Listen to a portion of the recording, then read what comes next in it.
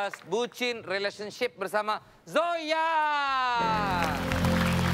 Zoya ini juga ada pasangan yang baru beberapa bulan menjalin jalinan kasih melalui aplikasi juga ketemunya. Oh gitu? Iya. Selain mereka berdua Mbak Zoya, ini Hesti katanya punya teman yang mau gabung juga. Nah, pengen tanya-tanya juga sama Mbak Zoya. Ini dia, Anindita.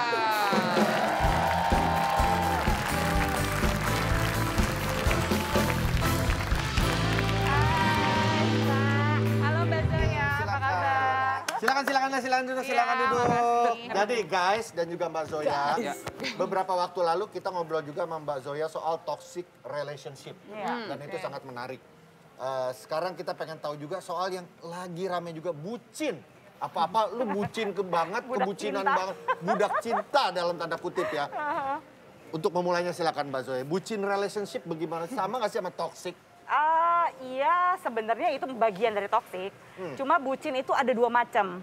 Satu, bucin itu adalah yang keturunan. Artinya orang tuanya itu berantem, nggak cocok, tapi juga nggak mau bercerai, tapi juga nggak mengusahakan sesuatu, sehingga anak itu dia menjalin relationship yang juga sama bucinnya, seperti yang dilihat dari orang tuanya. Karena dia pikir ya udah, ternyata kalau cinta itu ya harus pasrah, kalau dipukulin, kalau di-abuse emotionally, kan ada yang begitu ya. Gitu tuh anak-anaknya cenderung jadi bucin. Tapi ada juga yang bucinnya sesaat. Karena takut kehilangan. Ya, jadi dia berusaha lebih keras daripada orang yang satu. Nah, bucin yang dalam tingkat yang paling akut, itu dikenal dengan nama Stockholm Syndrome in Relationship. Waduh, Stockholm Syndrome in Relationship. Jadi Stockholm itu adalah salah satu kota di Swedia, di mana tuh dulunya ada salah satu kejadian di mana ada seorang perempuan yang diculik dan dia malah jatuh cinta sama penculiknya. Waduh. Pasti pernah dengar dong. Itu dijadikan nama sindrom berarti? Itu dijadikan nama sindrom. Tapi tadinya tuh sindromnya itu kepada perempuan-perempuan yang pasrah gitu ya. Nah, akhirnya sekarang dijadiin itu jadi kata-kata bucin gitu sebenarnya. Karena susah kali ngomongnya ya. Stockholm Syndrome ya. Lidahnya berebet. Tapi ini berarti kejadian dengan, ya masih di kehidupan sehari kita banyak ya? Iya. Mungkin Anindita pernah punya pengalaman bucin atau... Bucin yang nggak sehat berarti ya? Kalau bucin udah termasuk nggak sehat? Udah termasuk nggak sehat dong pasti. Kalau menurut aku sih semua orang akan bucin pada waktunya. Pada waktunya ya. Iya kan? Cuman levelnya aja. Ya, dan pasti kita melewati fase, pasti pernah bucin dulu. Dan ternyata mungkin setelah aku sekarang pelajari dan resapi lagi, dulu itu aku belum bisa mencintai diri aku sendiri. Aku lebih mencintai dia gitu. Makanya aku nggak respect myself. That's why aku akan lakuin semuanya buat dia. Lu gitu. akhirnya bisa terbebas dari bucin yang menurut lo nggak... Levelnya terlalu terlalu itu gimana? Lama sih, aku kayak move on-nya lama. Cuman ya selama move on itu dirasain banget. Kenapa sih gue tuh gitu bisa kayak gini? Karena menurut aku move on yang paling benar itu adalah dirasain sakit dan sedihnya. Iya bener banget. Pada waktu itu lo kan berusaha untuk ini ya, untuk mencintai diri sendiri. Nah, melepaskan orang yang kita anggap kita cinta dan seringkali tuh bucin itu karena kita tuh jatuh cinta sama potensinya si orang ini. Itu kan adalah momen yang paling susah ya. Semua orang ngalamin itu. Wah, dia tuh kayak bisa loh dia jadi orang baik, bisa loh dia begini. Tapi untuk mengatakan enggak deh, ternyata kamu nggak bisa sesuai dengan kehidupanku tuh gimana tuh? Kalau dari aku ya, mungkin kita itu tidak akan pernah berhasil mencintai seseorang sebelum kita mencintai diri kita sendiri dulu. Karena saat kita tidak mencintai diri kita sendiri, kita akan berusaha melakukan apapun untuk dia, sugarcoat everything, kita akan membagus-baguskan, padahal kenyataan itu menyakitkan gitu loh. Jadi menurut aku move on akhirnya pergi itu karena akhirnya aku bukan berhenti cinta, tapi lebih ikhlas lagi aja, lebih sadar bahwa emang gue kalau terus sama dia, gue akan sakit. Dan siapa sih harusnya yang bisa menyakiti diri lo tuh jangan diri lo sendiri yang boleh menyakiti diri lo. Kalau orang lain nyakitin lo wajar.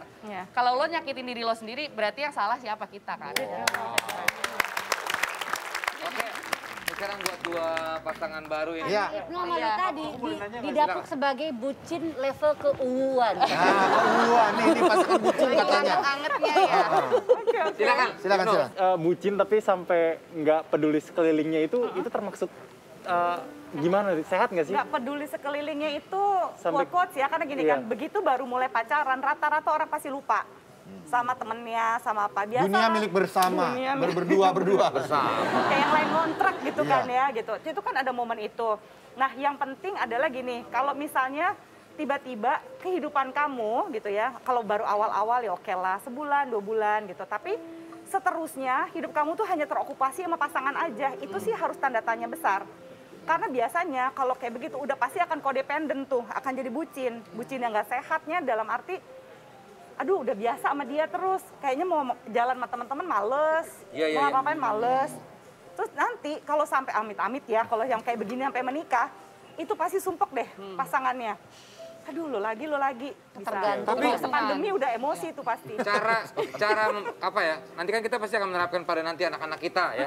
Nah, cara ngasih tahu ke mereka biar jangan seperti itu kira-kira apa ya? Satu mungkin untuk mengajarkan, salah satu bahasa cinta yang paling bagus Iya. buat anak-anak adalah orang tuanya. Iya. Jadi kalau misalnya gini, oh ibu sama bapak saya tetap sama-sama, padahal mereka udah nggak cinta. Yang kita ajarkan pada anak-anak bahwa ya kalaupun kamu menikah, ya kamu udah nggak cinta, kamu nggak usah usaha, kamu tahan-tahanin aja. Kan itu bahasa cintanya. Iya. Jadi kita ajarkan pada anak, nak kalau cinta kita usaha.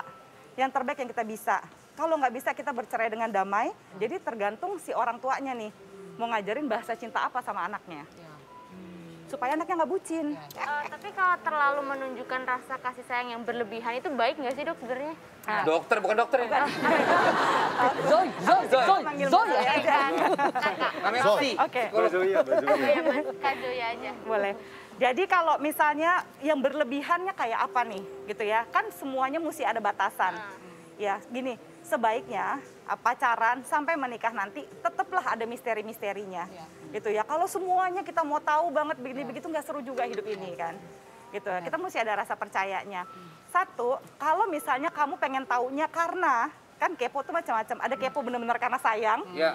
Ada kepo karena nggak percaya sebenarnya. Iya, iya. Nah kalau kita ingin tahu, misalnya kita ingin protektif, ingin ngejaga, tanya dulu, kamu ngejaga dia karena cinta atau karena cemburu?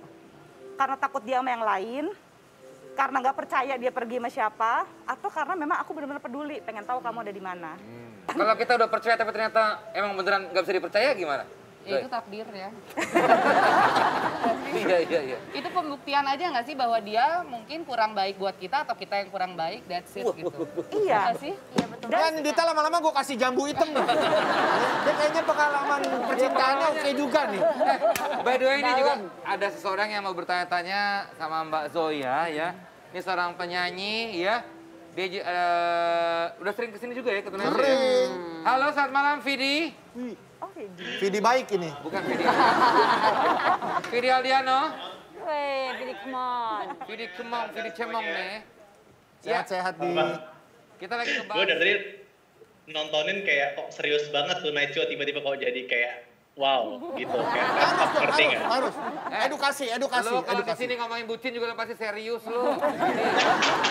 Lo pernah punya pengalaman bucin nggak, Vidi? Benernya pertama kali gue ngerasa gue bucin dan gue bikin lagu adalah saat gue jatuh cinta untuk pertama kalinya gue sempet ngeluarin lagu judulnya lagu Kita. Itu tahun 2010-2011 tuh pertama kali gue nulis lagu. Terus itu tuh untuk orang yang pertama kali gue cintai. Kayaknya buat pendengarnya gue tau lah siapa subjeknya gitu. Tapi ujung-ujung ini beberapa tahun yang lalu kayaknya banyak kisah gue yang bucin itu berujung kandas gitu. Jadi lagunya semuanya ya cry gitu.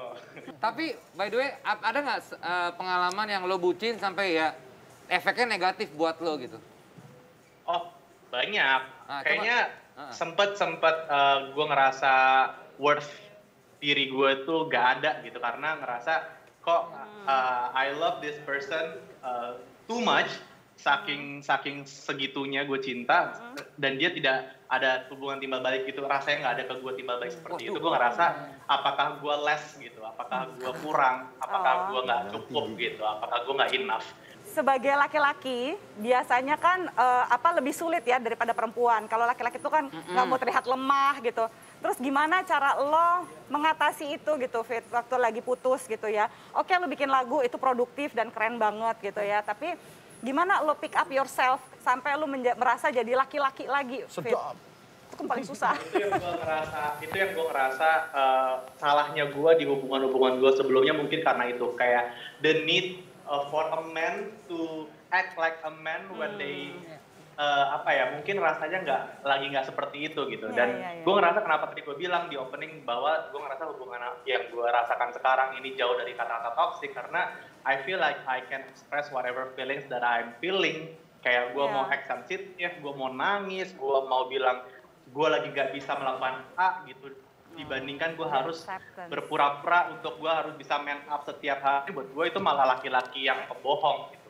Dan gue ngerasa sekarang gue bisa menjadi laki-laki yang sebenar-benarnya dengan lebih jujur sama diri gue sendiri dan pada hubungan gue yang sekarang. Keren. Thank you so much, sehat-sehat selalu, tetap produktif, all the best. Mbak Zoya, untuk menutup, sekali lagi gue nggak tahu, istilah bucin kan baru ditemukan kali ya di beberapa tahun belakangan. Walaupun udah terjadi ya, setiap tahun dulu kalah. Kita nggak aware atau kita nggak tahu, tapi kadarnya bagaimana, apa yang udah dibilang, sebaiknya bucin udah kelewatan, bagaimana Mbak Zoya? Seperti yang dialami sama Anindita dan sama Vidi, mereka berdua mampu memaafkan diri mereka ketika mencintai orang yang salah. Gitu, itu yang paling penting. Karena seringkali kita tuh lebih susah sama diri kita loh. Oke, memaafkan orang tuh gampang. Tapi memaafkan diri kita, ya kita kan nggak bisa milih sama siapa dan kapan kita jatuh cinta. Jadi maafkan diri kita ketika kita mencintai orang yang salah. Mungkin saya tambahin, ketika saya pernah diceritain juga, kenapa lo nggak bisa memaafkan diri lo sendiri? Lo cuma manusia. Tuhan yang maha besar aja mampu memaafkan lo. Masa lo nggak bisa memaafkan diri lo sendiri? Istilahnya seperti itulah ya, kurang lebih. Oke, terima kasih Mbak Zoy ya. Ibu dan juga Lita, thank you so much. Nah, Andita abis ini kita olahraga bareng Andita malam-malam, oke juga nih ya. Kontennya banyak soal olahraga. Habis ngobrol sama Zoya, olahraga mandi. Jangan kemana-mana. Tetap di Tuna Show. Kasih. Salah. Kalau mau loncat tuh di sini. Dia iya salah. Betulin dong.